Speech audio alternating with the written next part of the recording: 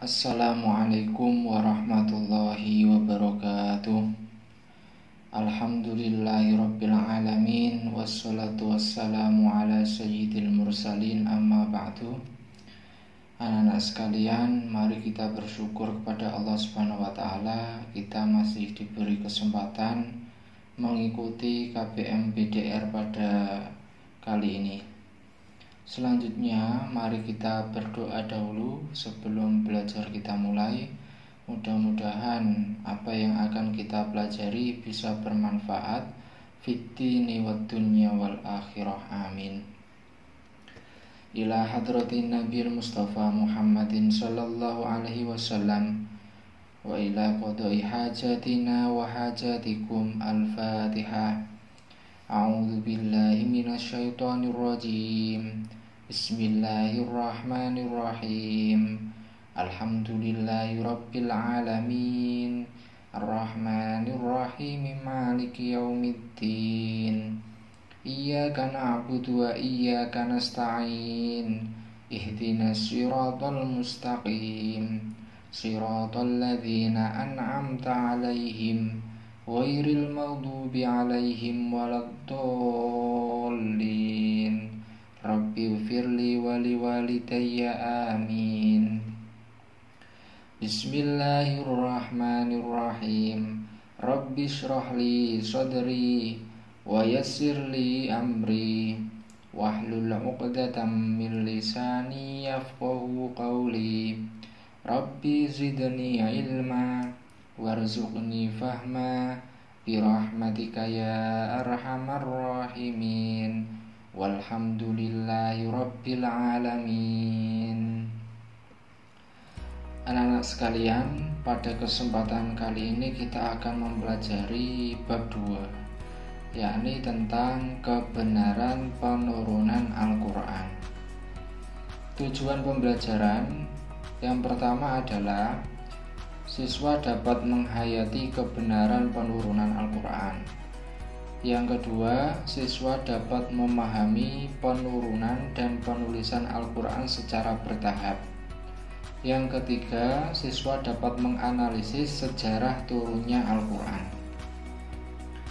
Pendahuluan yang pertama, mari kita merenung bahwa Al-Quran merupakan kitab suci yang diturunkan kepada Nabi Muhammad.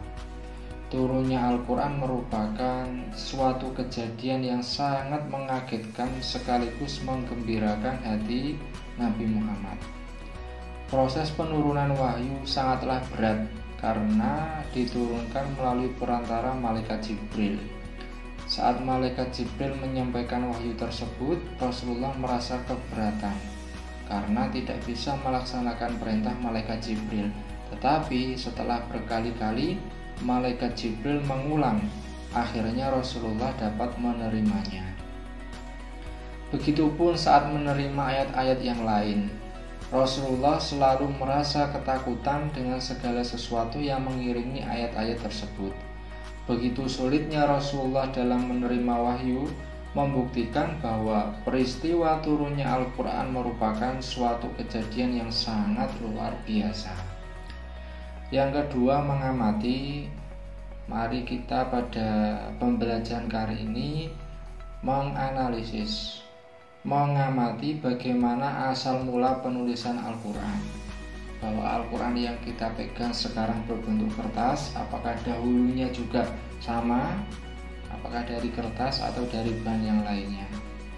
Yang ketiga, menganalisa, yakni pendapat para ulama tentang bagaimana turun dan bagaimana Al-Quran ditulis di masa-masa Nabi dan masa-masa sahabat-sahabat Nabi. Yang keempat, evaluasi, yakni hal-hal apa saja yang bisa kita lakukan setelah menerima materi ini. Oke anak-anak, langsung pada slide selanjutnya, yakni pengertian turunnya Al-Quran. Yang dimaksud dengan turunnya Al-Quran itu adalah sebagai pemberitahuan dengan cara dan sarana yang dikehendaki Allah sehingga dapat diketahui oleh para malaikat dan oleh Nabi Muhammad di dalam hatinya yang suci. Sedangkan cara Al-Quran diturunkan ini ada 3 pendapat ulama. Yang pertama, Al-Quran diturunkan di malam Lailatul Qadar. Jadi pada malam Lailatul Qadar, Al-Quran diturunkan ke langit dunia sekaligus semuanya, dari awal surat, awal ayat hingga akhir ayat. Baru setelah itu dari langit dunia itu diturunkan secara berangsur-angsur selama 23 tahun kepada Nabi Muhammad. Yang kedua, ada pendapat yang mengatakan bahwa Al-Quran diturunkan ke langit dunia dalam 20 kali Lailatul Qadar. Pada tiap-tiap malam Lailatul Qadar tersebut diturunkan ke langit dunia, hanya sekedar hendak diturunkan pada tahun tersebut. Maksudnya bagaimana? Jadi Al-Quran diturunkan dari Lauhul Mahfuz ke langit dunia, waktunya 20 kali Lailatul Qadar. Terus rinciannya bagaimana? Diturunkan ke langit dunia sekedar yang hendak diturunkan ke Nabi Muhammad. Jadi semomen Nabi Muhammad pada tahun itu menerima wahyu surat ini, maka pada malam Lailatul Qadar tahun itu Al-Quran turun dari Lauhul Mahfuz ke langit dunia. Hanya surat itu saja. Sedangkan pendapat ketiga mengatakan bahwa Al-Quran itu permulaan turunnya ialah malam Lailatul Qadar.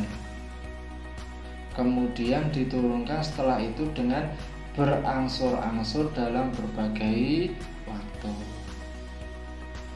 Menurut jumhur ulama, kebanyakan ulama berpendapat bahwa lafadz Al-Quran tertulis di Lauhul Mahfuz, lalu dipindahkan dan diturunkan ke bumi. Proses turunnya Al-Quran itu diturunkan dalam waktu 22 tahun, 2 bulan, 22 hari, yaitu dari malam 17 Ramadan 41 tahun dari kelahiran Nabi sampai 9 Dzulhijjah tahun 63 kelahiran Nabi. Surat yang pertama kali turun yaitu ketika Nabi berada di Gua Hira, yakni surat Al-Alaq. Sedangkan ayat yang terakhir turun adalah Al-Maidah ayat 3, yakni pada waktu asar ketika Nabi haji wada.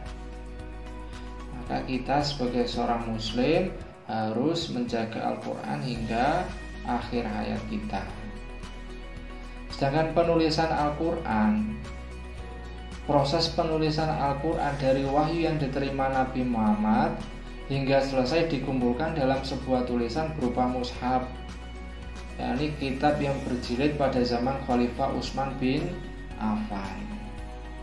Pada zaman Nabi, hafalan para sahabat lebih banyak berperan daripada tulisan yang berpisah-pisah. Yakni pada zaman Nabi, pada masa ini itu hafalan para sahabat lebih banyak berperan. Artinya apa? Ya, Al-Quran disimpan di dada para sahabat, tidak ditulis dalam suatu tulisan. Yang kedua, pada zaman sahabat Abu Bakar, pada zaman ini terjadi banyak peperangan yang mengakibatkan banyak para sahabat penghafal Al-Quran itu meninggal dunia. Di antara para sahabat pilihan Allah yang menghafalkan Al-Quran yang meninggal dunia itu, di antaranya adalah budak Abu Huzaifah.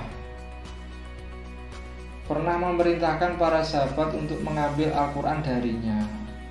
Maka Abu Bakar radhiyallahu anhu memerintahkan untuk mengumpulkan Al-Quran agar tidak hilang.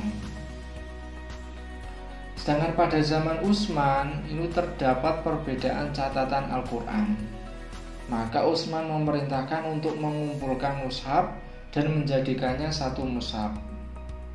pada periode ini atau periode ketiga ini, proses pengumpulan dan penulisan Al-Quran banyak catatan dan kumpulan-kumpulan catatan Al-Quran yang berbeda-beda di antara para sahabat. Hal itu dikhawatirkan akan menjadi fitnah. Maka Khalifah Utsman bin Affan memerintahkan untuk mengumpulkan mushaf-mushaf tersebut menjadi satu mushaf, sehingga kaum muslimin tidak berbeda bacaannya, sehingga kaum muslimin tidak bertengkar dan akhirnya menjadi terpecah belah. Baru setelah Khalifah Utsman, mushaf Al-Quran telah dicetak dan disebarkan ke seluruh wilayah Islam. Inilah bab kita di bab 2 ini. Mudah-mudahan apa yang kita pelajari anak-anak bisa paham, bisa mengerti, dan bisa mengamalkan apa yang sudah anak-anak dapat. Cukup sekian dari saya, kurang lebihnya mohon maaf. Wallahul muwaffiq ila aqwamit thoriq. Wassalamualaikum warahmatullahi wabarakatuh.